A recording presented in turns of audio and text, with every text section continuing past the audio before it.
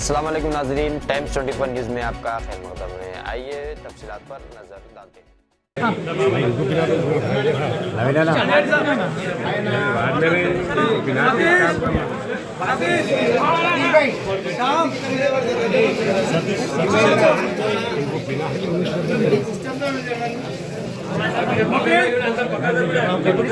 Side लेगा भैया एक मिनट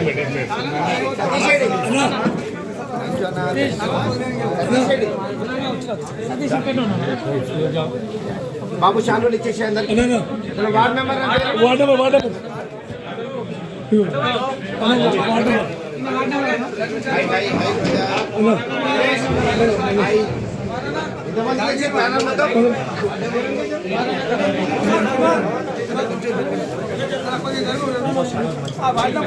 अरे पीछे हटो भाई, पीछे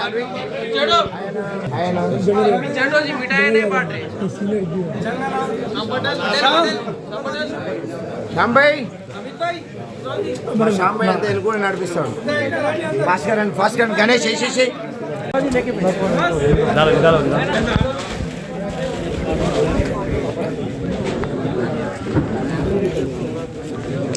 బాబు మేము నవాజ్ భాయ్ కొద్దిగా ఇంకా జరుగు ఏ షాబా గారు చాలా ఉండలేదు కష్టపడే ఫస్ట్ గా అప్పేసారు వార్డు మెంబర్ గా బుక్ नहीं కాదు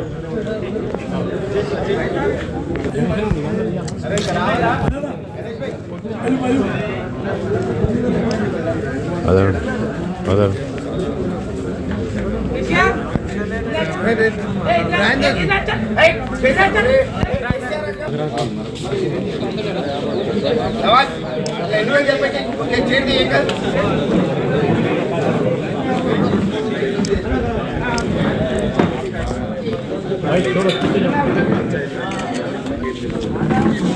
అలా మెసేజ్ చెప్పండి మనం మెసేజ్ మా ఊరి ప్రజలు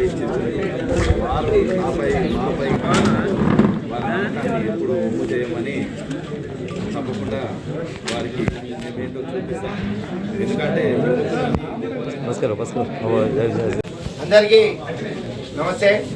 ఈరోజు షాద్నగర్ నియోజకవర్గంలో బీఆర్ఎస్ పార్టీ తరఫున అభ్యర్థిగా నిలబడ్డ వార్డు మెంబర్లకు కానీ సర్పంచ్లకు అందరికి కానీ హృదయపూర్వక నమస్కారాలు. రాజకీయాల్లో గెలుపోవటంలో సహజం. మన పార్టీ నుంచి ఓడిపోయిన మద్దతుదారులందరికీ మరొకసారి ఆహర్నిశలు పోరాడినందుకు వారికి ప్రత్యేకంగా ధన్యవాదాలు. ఎవరైతే సర్పంచులు వార్డు మెంబర్లు ఉప సర్పంచులు బీఆర్ఎస్ మద్దతుదారుగా గెలిచిరో వారికి అందరికీ మరొకసారి పార్టీకి అండగా నిలబడడానికి హృదయపూర్వక నమస్కారాలు. ముఖ్యంగా ఇముల్లార్వ గ్రామ పంచాయతీ తీసుకోండి, ఒక మేజర్ గ్రామ పంచాయతీ. ఏదైతే పుణ్యక్షేత్రం దర్గా ఉందో ఆ దర్గాలో కులాల మతాలకు అతీతంగా ఒక జనరల్ స్థానంలో ఒక ఎస్టీ అభ్యర్థులు నిలబడ్డారంటే అంటే ఆ ఊర్లో మీరు గమనించగలరు. కుల మతాలకు అతీతంగా ఆదరించిందంటే ఇది ఆ క్యాండిడేట్ పైన ఉన్న అభిమానం కావచ్చు, బీఆర్ఎస్ పార్టీ అభిమానం కావచ్చు. ఎందుకంటే ఒకసారి ఆలోచించుకోండి, అక్కడ సంపన్నుడు నిలబడ్డాడు, ఇక్కడ బలహీనుడు నిలబడ్డాడు. ఒక సంపన్నుడి మీద విజయము, అదిగాక పెద్ద పెద్ద ఇండస్ట్రియలిస్టులు ఉన్నారు, వాళ్ళ దాంట్లో పెద్ద పెద్ద కాంట్రాక్టర్ ఉన్నారు, ఒక ఎమ్మెల్యే గారు. అయినా కానీ ఆదరించారంటే ఇముల్లార్వ ప్రజలకు మరొకసారి హృదయపూర్వక వందనాలు. గెలిచిన సర్పంచ్ గారికి వార్డు మెంబర్లకు అందరికీ మరొకసారి హృదయపూర్వక నమస్కారాలు. హార్నిషలు వెన్నెంటున్న మిట్టన్న గారికి, రషీద్ భాయ్ గారికి, మన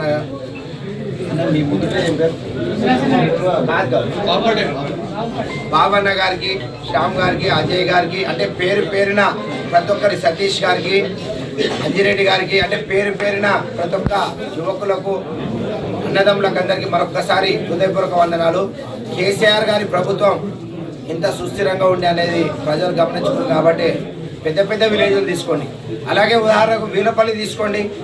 వీలపల్లిలో కూడా మన దాంట్లో కుయుక్తులు జరిగి మన దాంట్లో ఒకరిని రెబల్గా పెట్టినా కానీ వీలపల్లి గ్రామ ప్రజలు నేను మాట ఇచ్చిన కేటీఆర్ గారికి, అన్న వీలపల్లిలా శంకర్ ఊల్రా ఖచ్చితంగా మన క్యాండిడేట్ గెలిపించుకొని తీసుకొస్తానని చెప్పిన కేటీఆర్ గారికి మాట ఇచ్చినట్టుగా సర్పంచ్ను ఉప సర్పంచ్ని మొత్తాన్ని గెలిపేయగలిగినాం.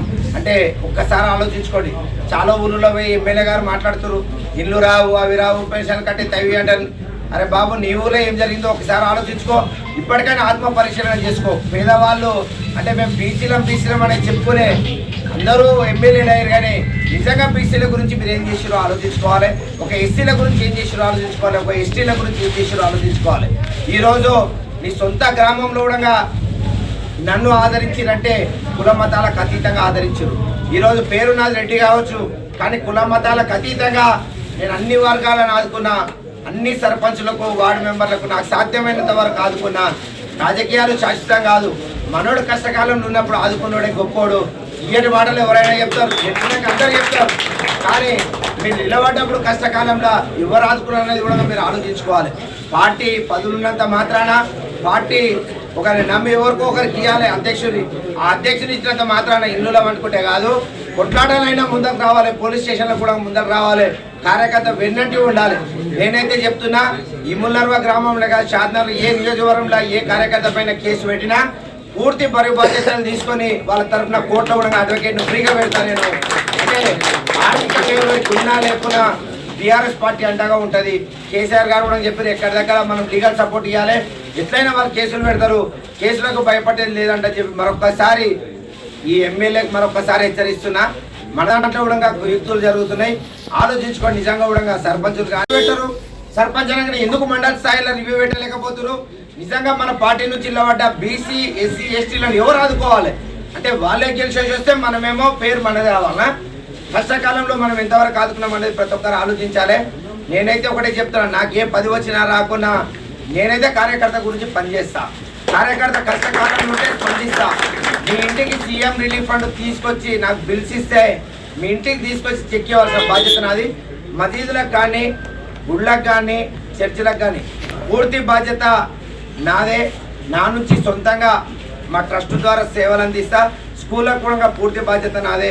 అంటే నేను గుళ్ళు, మసీదులు, చర్చిలు అంటే ఎందుకు చెప్తున్నా అంటే కుల మతాలకు అతీతంగానే మీ దగ్గర ఈ ముల్లర్వల గెలిపించారు. అందుకనే దర్గా గురించి చూడని చెప్తున్నా. ప్రభుత్వం నుంచి ఏమొస్తుందో రాదో, కానీ చిన్న చిన్న అవసరాలకైతే నవీన్ రెడ్డి ఉన్నాడు. కార్యకర్తల అవసరాలు కూడా గుర్తిస్తాడు. ప్రతి కార్యకర్త ఎవ్వరు రాజకీయాల్లో పడ్డ ఏకతాటి పైన ఉండండి. ఏదైతే కబ్రస్థాన్ ఉందో నా వంతు సహాయ సహకారాలు కూడా రషీద్ భాయ్ చెప్తున్నాడు, పెద్ద మొత్తంలో సాయం చేస్తా. ప్రమాణ స్వీకారం గోపాలన్న ఒకసారి అభ్యర్థిస్తున్నా. ఎవరైతే నిజంగా కార్యకర్తలు మీ గురించి కష్టపడ్డారో వాళ్ళని వెన్నంటి చూసుకోవాల్సిన బాధ్యత మనందరిపైన ఉంది. మీ దగ్గర మన పెద్ద అంటే షాద్నగర్కు ఒక క్యాస్ట్కి చాలా పెద్ద ఆయన మిట్టర్లో ఉన్నాడు. భవిష్యత్తులో కూడా ఆయనకు పదవులు రావాలని చెప్పి మరొకసారి ఆశిస్తూ ఎందుకు చెప్తున్నంటే ఇముల్ నర్వతోటి నేను చూసిన నా రాజకీయం ఎట్లుండను. ఇముల్ నర్వతోటి 1 వే కొట్టినా, అదే ఇముల్ నర్వల సత్యమను కూడా గెలిచిండు. అంటే అవతల అభ్యర్థికి 50 ఓట్లు వచ్చినాయంటే ఇముల్ నర్వ ఎంత ఆదరించిందో కేసీఆర్ గారిని వెన్నంటి ఉన్నదంటే ఒకసారి ఆలోచించుకోవాలి.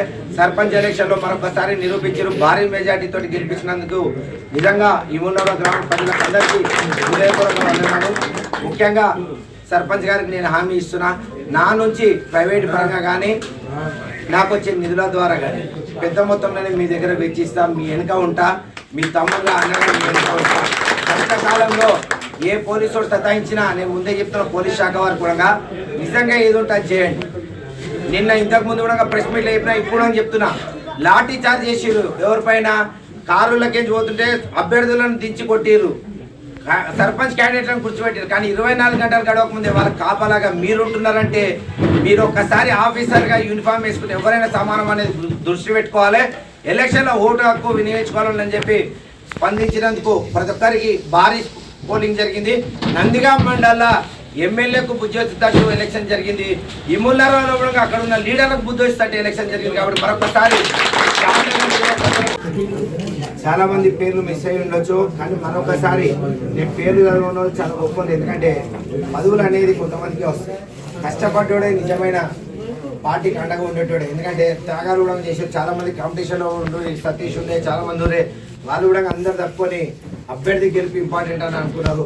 మరొకసారి ఎవరైతే గెలుపుకు అహర్నిశలు కృషి చేసారో, ఎవరైతే కాంపిటీషన్కి తప్పుకొని మనకు మన ఒక్క క్యాండిడేట్ గెలుస్తారని అని చెప్పి ప్రతి ఒక్కరు త్యాగం చేసారు, వారికి అయితే మరొకసారి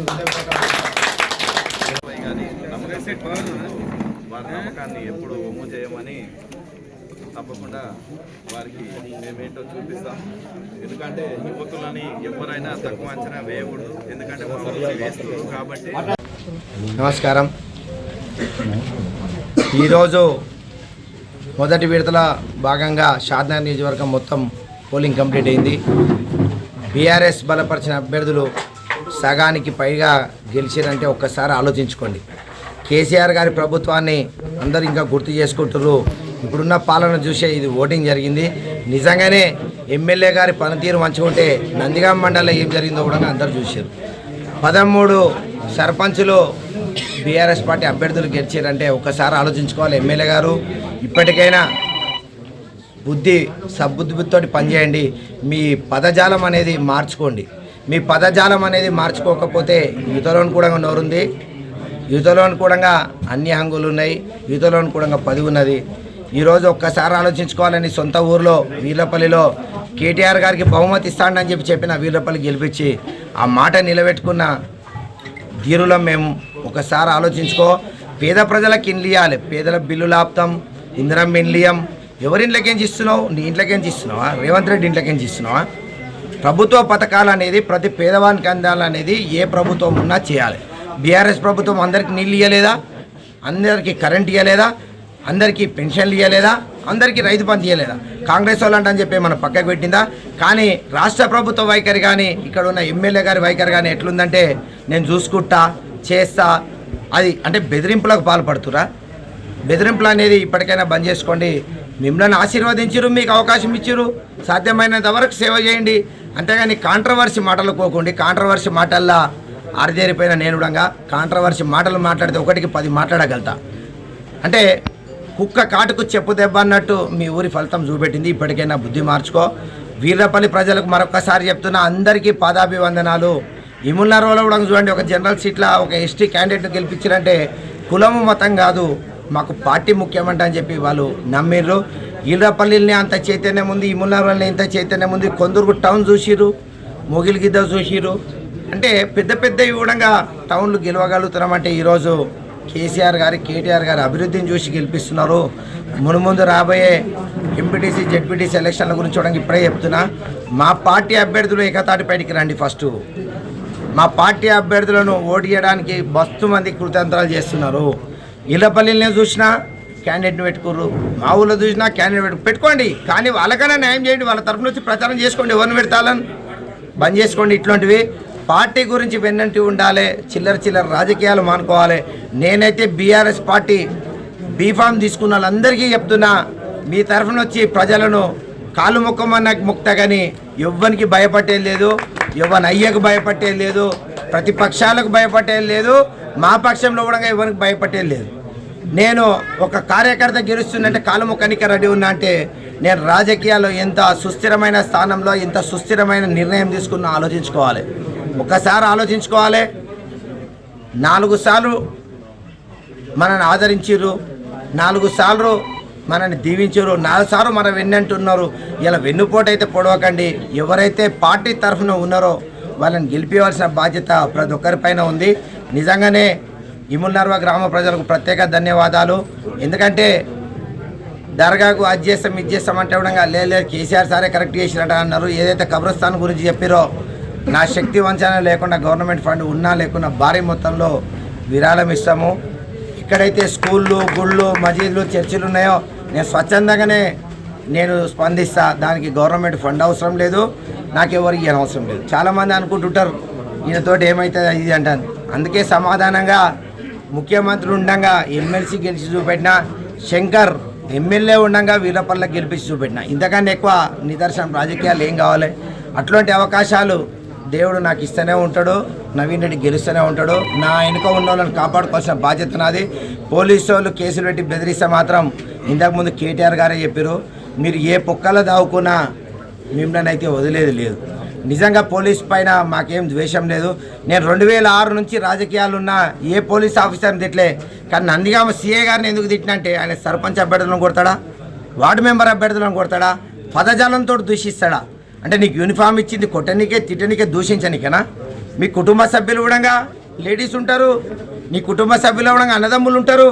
ఆలోచించుకోండి. పోలీస్ డిపార్ట్మెంట్ వారికి మరొకసారి విజ్ఞప్తి చేస్తున్నా, మీరు ఎక్కడ ఏం చేసినా నడుస్తుందంట అని చెప్పి అనుకోకండి. ఖచ్చితంగా కేటీఆర్ గారు ముఖ్యమంత్రి అవుతారు. మన దగ్గర కూడా మంచి అభ్యర్థి శాసనసభకి ఎన్నికవుతాడు. దగ్గరుండి చూసుకుంటాం. కానీ ఒక్కసారి ఆలోచించుకోండి, ఏం చేస్తున్నారో పోలీస్ డిపార్ట్మెంట్ కానీ గవర్నమెంట్ ఆఫీసర్ కానీ. పూర్తిగా ఎంఆర్ఓ ఆఫీసులు అయితే వాళ్ళు ఇంట్లో పని చేసినట్టు పని చేస్తారు. ఎంపీడీఓ ఆఫీసర్ కూడా అట్లనే తయారయ్యారు, సెక్రటరీలు అట్లనే తయారయ్యారు. మీకు గవర్నమెంట్ జాబ్ ఇచ్చింది అందరికీ, నాకు తెలిసిన కాడికి కేసీఆర్ గారే ఇచ్చారు. పోలీసు వాళ్ళకు వాహనాలు ఇచ్చారు తిరగనీకే. సుకూన్గా వాహనాలు తిరుగుతారు, టూ వీలర్లు తిరుగుతారు. ఎందుకండి మీకు ఇవన్నీ? ఏమన్నా మీకు ఈరోజు రేవంత్ రెడ్డి వచ్చి ఏం చేసిండు పోలీస్ కుటుంబాలకు? రేవంత్ రెడ్డి వచ్చి అన్ని హాస్పిటల్ కట్ చేసి ఒక హాస్పిటల్లో పడేసింది మిమ్మల్ని. మీకు ఆరోగ్య బీమా ఎంత ఉందో ఒకసారి ఆలోచించుకోండి. మీకు ఎన్ని డిఎల్ రావాలో ఒకసారి ఆలోచించుకోండి. ప్రభుత్వ ఉద్యోగం చేసి ఏ ప్రభుత్వ ఉద్యోగికైనా నేనైతే వేడుకుంటున్నా, మీరు అధికార పార్టీకి తొత్తుగా మారకండి. ప్రతిపక్షాలకు ప్రజలకు అండగా ఉండండి. మీ వంతు పాత్ర మీరు చేయండి, ప్రజల పాత్ర ప్రజలు చేస్తారు. మరొక్కసారి పోలీస్ శాఖ వారికి మరొకసారి విజ్ఞప్తి చేస్తున్నా, మీరు ఎమ్మెల్యేల మాటలు పట్టుకొని భవిష్యత్తు మీది చెడగొట్టుకోకండి. నేను ఇంత గట్టిగా చెప్తున్నా, ఎమ్మెల్యేల మాటలు పట్టుకొని పోలీసు వాళ్ళు భవిష్యత్తు చెడగొట్టుకోకండి. నిజంగా మీకు ఏది కరెక్ట్ అనిపిస్తే అది చేయాలి. కానీ ఎవరో ప్రెషర్ పెట్టి ఓటర్లను కొడతారు, వార్డు మెంబర్లను కొడతారు, సర్పంచ్ కొడతారు. ఇలా ఒక్కసారి ఆలోచించుకోండి. గెలిపించిన వాళ్ళకి సెక్యూరిటీ ఎవరు ఇవ్వాలి? ఇప్పుడు పోలీసు వాళ్ళు ఇవ్వాలి. వీర్లపల్లె సర్పంచ్ సెక్యూరిటీ ఎవరు ఇవ్వాలి? పోలీసు వాళ్ళు ఇవ్వాలి. ఒక ఊరికి ప్రథమ పౌరుడు సర్పంచ్ అనేది మర్చిపోవద్దు మీరు. ఏ ఊరైనా కానీ ఏ అభ్యర్థి సర్పంచ్ గెలిచిన ప్రథమ పౌరుడు. అట్లాంటి వాళ్ళను వార్డు మెంబర్లను గౌరవించాలని కనీస జ్ఞానం మరొకసారి గవర్నమెంట్ ఆఫీసర్లకు ఉండాలని చెప్పి మనస్ఫూర్తిగా కోరుకుంటూ, ఇంత చక్కటి విజయాన్ని అందించిన ఇముల్నార్వ గ్రామ ప్రజలకు, వీళ్ళపల్లి గ్రామ ప్రజలకు, షాద్నగర్ నియోజక ప్రజలందరికీ మరొకసారి హృదయపూర్వక నమస్కారం. మన వచ్చినటువంటి ఎన్నికల్లో జనరల్ లేడీగా వచ్చింది. అవతల వర్గం అంతా కలిసి, కాంగ్రెస్ వర్గం అంతా కలిసి ఊరిని రెచ్చగొట్టి ఊరు తండకేనా ఊరికి ఏరా అని చెప్పి ఎన్నో అపోహాలు చేసిన గ్రామంలో ఉన్నటువంటి ఎస్సీ ఎస్టీ బీసీ మైనార్టీలు, మా రెడ్డి వర్గ మిత్రులు ప్రతి ఒక్కరు కలిసి మేము ఖచ్చితంగా ఆయన పద్ధతి తీరు మాకు నచ్చదు, మేము లలిత గోపాల్ ఆయన గెలిపించుకుంటామని మన 11వ తారీఖు నాడు అన్ని 8 వార్డు నంబర్లు మరియు సర్పంచ్గా 500 పైచిలుకు ఓట్లతోటి భారీ విజయాన్ని సాధించాము. గ్రామంలో ఉన్నటువంటి బీఆర్ఎస్ అభ్యర్థిగా ఇప్పుడు మాకు మాజీ ఎమ్మెల్యే అంజయ్ యాదవ్ గారు కావచ్చు, మరియు మా ఎమ్మెల్సీ నవీన్ రెడ్డి గారు కావచ్చు, పార్టీ పరంగా వాళ్ళు పనిచేస్తూ ఉన్నారు. పార్టీకి అండగా మేము ఇప్పుడు ఇల్మునర్వ గ్రామము మరియు మా శక్తి స్థాయిలో నేను కూడా కమ్యూనిటీకి ఒక నాయకుడి కాబట్టి ఈ నియోజకవర్గంలో పార్టీ నుంచి ఎవరు బీఫామ్ తీసుకొచ్చినా వాళ్ళని మెజార్టీతో మేము గెలిపించుకుంటాం. మళ్ళీ ఎన్నికల్లో కాంగ్రెస్ పార్టీ మళ్ళీ మోసపూరిత మాటలు మాట్లాడి ఎన్నికల్లో గెలిచి ప్రతి ఒక్కరికి నిరుత్సాహపరిచింది. ఎందుకంటే కళ్యాణ లక్ష్మితో పాటు తులం బంగారం అన్నది, మరియు ప్రతి ఒక్క ఇంటిలో ఆడపిల్లకు 2500 రూపాయలు చొప్పున ఇస్తామన్నది, 2000కు 4000 ఇస్తామన్నారు. అన్నీ లేనిపోని మాటలని కాంగ్రెస్ పార్టీని ఎవ్వరు కూడా గ్రామాల్లో నమ్మే పరిస్థితి అయిపోయింది. కాబట్టి మళ్ళీ బీఆర్ఎస్ ప్రభుత్వమే రావాలని చెప్పి ప్రజలంతా కోరుతా ఉన్నారు. కాబట్టి మళ్ళీ మేము త్వరలోనే బీఆర్ఎస్ ప్రభుత్వాన్ని తెచ్చుకుంటాం. మరి కేసీఆర్ నాయకత్వంలో మేము మళ్ళీ పనిచేయడానికి సిద్ధంగా ఉంటాం. మళ్ళీ ప్రజలను అండగా నిలబెట్టుకోవడానికి కూడా మేము కష్టపడుతున్నామని చెప్పి మేము ఆ గ్రామంలో సర్పంచ్ కానీ, మా వార్డు సభ్యులు కానీ, పార్టీ నాయకులు కానీ అందరం ఉంటామని చెప్పి విజ్ఞప్తి చేస్తాం. సాధారణ అంటే లలిత లావడియా గోపాల్ నాయక్ తరఫున పదాభినందనాలు. కాంగ్రెస్ అభ్యర్థిగా ఆగి రవికుమార్ గుప్తా, మమతా ఆగి రవికుమార్ గుప్తా, బీఆర్ఎస్ తరఫున లావడియా లలిత గోపాల్ నాయక్ గారికి జనరల్ స్థానంలో కూడా ఎస్టీ మహిళగా నిలబెట్టడం జరిగింది. స్థానిక మాజీ శాసనసభ్యులు అంజయ్ యాదవ్ మరియు నవీన్ రెడ్డి గారి సహకారంతో మన గత 10 సంవత్సరాలు కేసీఆర్ గారు చేసిన అభివృద్ధిని వివరిస్తూ జనాలకు మనకు చేసిన సేవలను చెప్తూ ప్రతి ఓటరుకు ఓటున అడుగుతూ ఈ 2 ఏళ్ల పాలనలో మోసపూరితమైన హామీలు ఇచ్చి గవర్నమెంట్ కాంగ్రెస్ రావడం జరిగింది. దానిలో ఈరోజు ఏ హామీలు ఇచ్చి 420 హామీలలో ఏ హామీలు ఇచ్చినా వివరిస్తూ ఈరోజు ఒకే ఒక బస్సు తీసుకురావడం జరిగింది. దాంతో పాటు గ్యాస్ సిలిండర్ అన్నారు, అది లేదు. మరియు ఇందిరమ్మ ఇల్లు పరంగా వాళ్ళ కార్యకర్తలకు సంబంధించిన ఇవ్వడం అసలు నిజమైన పేదలను గుర్తించి ఇవ్వాల్సిన బాధ్యత ప్రతి గవర్నమెంట్, ఏ గవర్నమెంట్ ఉన్నా ఆ గవర్నమెంట్ది కొంత ఉంటుంది. కానీ అలా కాకుండా వాళ్ళ కార్యకర్తలను గుర్తించి ఇవ్వడం జరుగుతుంది. రెండవది, ఆడపిల్లలకు 2,500 రూపాయలు ఇస్తామని చెప్పి అక్కడ మోసం చేయడం కూడా జరిగింది. ఇక కేసీఆర్ గారు ఏర్పాటు చేసిన కేసీఆర్ కిట్లు అని వేరే విధంగా అవి ఆపేసి అవి రావడం లేదు. ఆ రోజుల్లో కూడా కేసీఆర్ గారు చేసిన గొప్ప ఘనత ఏంటంటే కార్యక్రమాన్ని ఇంటికి మంచినీళ్ళు అందించడం. ఈ రోజుల్లో పంచాయతీలలో పోతే వాటర్ సమస్య అనేది 90% తగ్గింది. పొద్దుగాల నుంచి సాయంత్రం వరకు కూలి పని చేసుకొని మన సోదరి మనలు సాయంత్రం వచ్చేసరికి హ్యాండ్ పంప్ దగ్గర పోయి క్యూగా నిలబడే రోజులు ఉండే.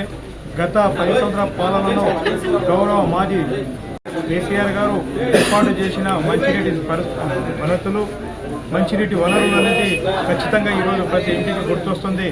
అదే ఉద్దేశంతో జనాలు తిరిగి భారత రాష్ట్ర సమితి ప్రభుత్వాన్ని తెచ్చుకోవాలనే ఆలోచనలో ఉండి ఎక్కడంటే అక్కడ బీఆర్ఎస్ నుంచి నిలబడ్డ వాళ్లకు స్థానికంగా సపోర్ట్ ఇచ్చి గెలిపించుకోవడం జరుగుతుంది జనాలు. కావున ఎప్పుడైనా గత ప్రభుత్వం, ఇప్పుడు నడుస్తున్న ప్రభుత్వం ఆలోచన చేయాలి. మాకు అనవసరమైన వేరే వాళ్ళ మీద రుద్ది మరి ఏదో డామినేట్ చేసి కొన్ని ఆ పనులు మానుకుంటే మా యొక్క ఆలోచన విధానం జనాలకు ఏ గవర్నమెంట్ ఉన్నా ఒక అభివృద్ధి దిశలో తీసుకుపోవాలి. వాళ్ళ సహాయ సహకారాలు ఉండాలి. ఆ విధంగానే అందరూ ఒక తరఫున ప్రయాణం చేయాలి. అదే ఆలోచనతో ఇలా బీఆర్ఎస్ గవర్నమెంట్ తరఫున బీఆర్ఎస్ నుంచి నిలబడ్డ వల్ల గెలుస్తూ వస్తున్నాము. రాబోయే రోజుల్లో తిరిగి గౌరవ కేటీఆర్ గారి కానీ కేసీఆర్ కానీ ఖచ్చితంగా సీఎం చేసుకోవాల్సిన అవసరం మన అందరిపైన ఉంది. అదే ఉద్దేశంతో మనము ఇలా రేపు జనాల్లో కూడా నేను గెలిపించినందుకు ధన్యవాదాలు తెలుపుతూ, వారికి ఏ సమస్య ఉన్నా ఏ అర్ధరాత్రి ఆలోచన వాళ్ళకి ఇబ్బంది వచ్చినా నేను అండగా నిలబడుతూ ముఖ్యంగా ఇల్మునార ప్రజలకు నేను ధన్యవాదాలు చెప్తున్నాను. టీఆర్ఎస్ ప్రభుత్వంలో ముఖ్యంగా మా ఊరు మేజర్ గ్రామ పంచాయతీ 4,400 పైచిలుకోటు మరియు ఒక 8,000 నుంచి 10,000 మధ్య జనాభా ఉంటుంది. దానిలో ఆలోచన ఏంటంటే ఒక గవర్నమెంట్ హాస్పిటల్ ముఖ్యంగా ఉన్న అవసరం ఉంది. ఏ విధంగా అంటే బస్తీ దవాఖానాలో భాగంగా ఇల్మునర్వ గ్రామంలో ఆల్రెడీ ఒక కిరాయి రూములో గత టీఆర్ఎస్ ప్రభుత్వంలో ఏర్పాటు చేసిన ఒక ఎంబీబీఎస్ డాక్టర్ హాస్పిటల్ నడుస్తుంది. కానీ అది పూర్తి స్థాయిలో ప్రజాసేవలు చేయడానికి అందించాలంటే దానికి ఒక హాస్పిటల్ అనేది అవసరం ఉంది. బిల్డింగ్ చేయాల్సిన బాధ్యత ఉంది. రాబోయే రోజుల్లో దాని గురించి పూర్తి సహకారంతో మద్దతుతో దాని గురించి ఆలోచన హాస్పిటల్ ఏర్పాటు చేయాలని కోరుతున్నాము. చెప్పుకుంటా వస్తున్నాము. ఎందుకంటే హైదరాబాద్కు దగ్గరగా ఉన్న మనము జహాంగీర్పేట దర్గాకు రోజు రోజు కొత్త జనాలు, కొత్త వెహికల్స్, కొత్త ఆలోచనలు, అంటే ప్రతి ఒక్కరూ పుణ్యస్థలం కాబట్టి ఖచ్చితంగా వస్తూ ఉంటారు. దానికి కారణంగా మేమేమనుకున్నామంటే కొత్తలను గుర్తించాలి, మన ప్రశాంతమైన వాతావరణం నెలకొల్పాలని 2 సంవత్సరాల నుంచి మనము గౌరవ ఏసీపీ గారి నుంచి డీసీపీ గారి వరకు ఒకటే రిక్వెస్ట్ చేయడం జరిగింది. అవుట్ పోస్ట్ అనేది ఏర్పాటు చేయాలి. దానికి స్థలం కూడా చూడడం జరిగింది. టీఆర్ఎస్ గవర్నమెంట్లో అంత లోపట్లోనే గవర్నమెంట్ పోవడం జరిగింది. ఇప్పుడు కూడా అవుట్ పోస్ట్ గురించి కూడా నా సహాయశక్తిగా కృషి చేస్తానని కోరుతున్నాను.